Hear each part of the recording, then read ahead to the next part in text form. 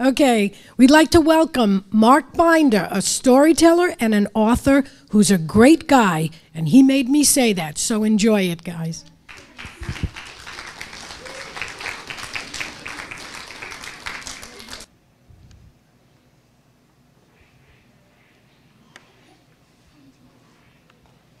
You're probably wondering how it happened that I ended up in the middle of a minefield in East Berlin looking up at 317 watermelons falling out of the sky.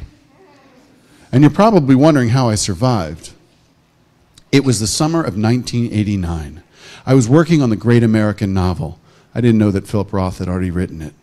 I was working on my Mac 512K computer when all of a sudden the phone rang. Hello? Hey, Mark!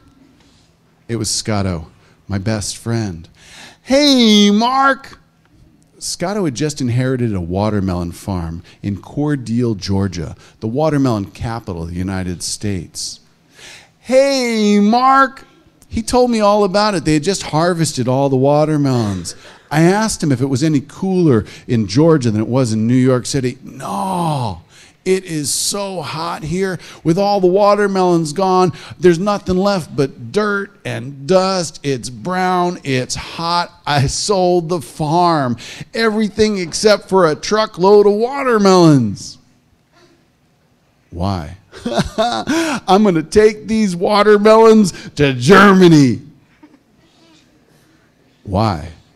Well, these are the sweetest watermelons I ever tasted, and those East Germans, they need to taste something sweet. They like sweets. They need to taste what American freedom is they need to taste what American freedom is like. Really? Yeah. You want to come? Okay, sure. I hung up the phone, and about 30 seconds later, I heard, I ran to the window. I looked outside. There was a Mack truck full to the top of watermelons. Hey, Mark, come on down. Watermelons are perishable. So I quickly packed a bag. I ran downstairs. I opened the door. I was about to jump into the truck, and Scotto said, Hey, Mark, watch out for the katana. Katana? Yeah. This is a Japanese long sword, sharpest blade known to man. Look at that. Shiny, huh? I got it from a sushi chef. What's it for? Cutting watermelons. Yeah. So he put the truck into gear. He popped in a cassette of The Clash doing I'm So Bored with USA. And we went through the Lincoln Tunnel to New Jersey, to Fort Dix, New Jersey. Now, Scotto's dad, he worked for one of those 3 initial intelligence agencies. And he had everything worked out. We had all this paperwork. Scotto showed the paperwork to the guard at the gate. They let us right onto the base. We drove onto the base. We drove right to the airport. We drove right onto the airstrip. We drove right onto the back of a military transport plane. And we were airborne before we were even out of the truck. Now, on the plane were all these servicemen who were on their way back from a vacation, and they were playing cards, and they invited us to come and join. You do not want to play slapjack with a whole bunch of servicemen. They see a jack, wham! Ah! By the time we got to Berlin, our knuckles were swollen. We backed off the truck. All these servicemen were waving at us. Scotto looks at me, Hey, Mark, I really need a cup of coffee. Where are we going to go for coffee? Hey, it's Berlin.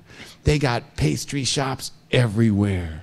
So we drove off the base. We drove around the corner. We found this really cool pastry shop. It was a garden place. They had a waiter who was wearing lederhosen. They had a waitress who was wearing a big puffy skirt. And they brought us out some coffee and some really good cakes. And then an oompah band came in. And they started to play this music. And we taught them some of our music. And you haven't lived until you've heard an oompah band doing Sheena is a Punk Rocker. It goes, bum, bum, bum, bum, bum, bum, bum, bum, bum. Anyway. We got back in the truck, a little bit jittery, from all the coffee, and we were driving along, and we came to Checkpoint Charlie. Now, during the Cold War, Germany was divided into 4 sectors, and Berlin was divided into 4 sectors. There was the American sector, the French sector, the English sector, and the Russian sector. And the American sector and the Russian sector were connected by Checkpoint Charlie, A lot of Cold War movies happened there. And we came up to the gate and we gave our guys some watermelons and we drove through the gate, and they had all these concrete pylons there to slow the cars down. They didn't want people escaping from East Germany and going to the West. And all these pylons were there, and they were supposed to slow you down. But I noticed Scotto wasn't slowing down. He was speeding up. Scotto, what's going on? Oh, Mark, I left the paperwork back at the coffee shop. Well, let's go back and get it. No, we're going through. And he started to honk the horn. Now there's this big pole going across the road, and there are all these East German soldiers standing there, and they're facing the other way because they're there to keep everybody in, not keep people from coming in. But they hear the horn, and they dive out of the way. We go blowing through that pole. It went flying through the air like it was a plastic straw. The German guards, they grabbed their guns, and they started to shoot at us. I'm ducking down. Hey, Mark, relax. This truck is reinforced steel. It would take a bazooka to get us. Well, I'm looking out the side view mirror. I see this guy pick this thing up off the ground. He flips it down. He puts it on his shoulder. I'm like, Scotto, is that a bazooka? No, that's not a bazooka. That's a rocket-propelled grenade. Jump. What? Jump. So I jumped to the right. Scotto, he jumped to the left. But as he jumped to the left, he turned the steering wheel. So the truck tracked to the right. The rocket-propelled grenade went, it hit the back of the truck and blew it up in the air. And I was standing in the middle of the field. I was looking up at 317 watermelons falling out of the sky, which is pretty much where we started the story. And I was wondering how I was going to survive. Now, I practice a Japanese martial art called Aikido. And one of the first principles of Aikido is get out of the way. So I started to move out of the way of the watermelons. And it wasn't that difficult because these were not these little itty-bitty sugar baby watermelons that we have now. These were big, gigantic, 20-pound watermelons. And it was pretty easy to dodge them. And I was dodging the watermelons. But that was when I found out I was in the middle of a minefield. So the watermelons hit a mine, and then they blew back up in the air. I was dodging them. I didn't know how long I could keep it up, and all of a sudden I heard, hey, Mark, catch.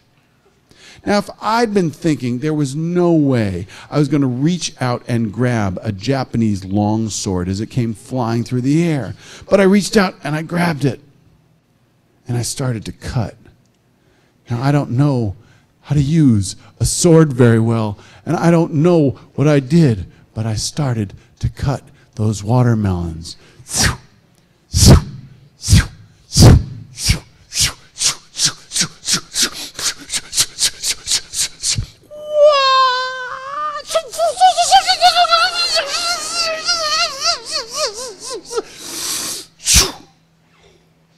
I was standing in a crater of watermelons.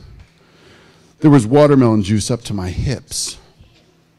I had 3 watermelon seeds stuck in my forehead. I have a scar right there. Meanwhile, Scotto was standing outside of the minefield, catching these perfectly formed triangular wedges of watermelon and passing them to the East German guards as they came running up, so they didn't kill us. They took us back to Checkpoint Charlie. Scotto got on the phone to his dad. His dad worked everything out. We were out of there.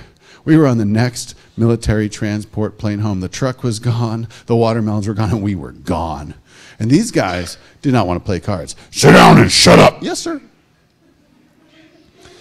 We got back to New York City. I said goodbye to Scotto, went back to my work. And a few months later, in November 1989, the Berlin Wall went down, and freedom spread across Eastern Europe. Now, I'm not saying we had anything to do with that, but within 24 hours of the Berlin Wall going down, there was not a single watermelon to be found anywhere in Germany.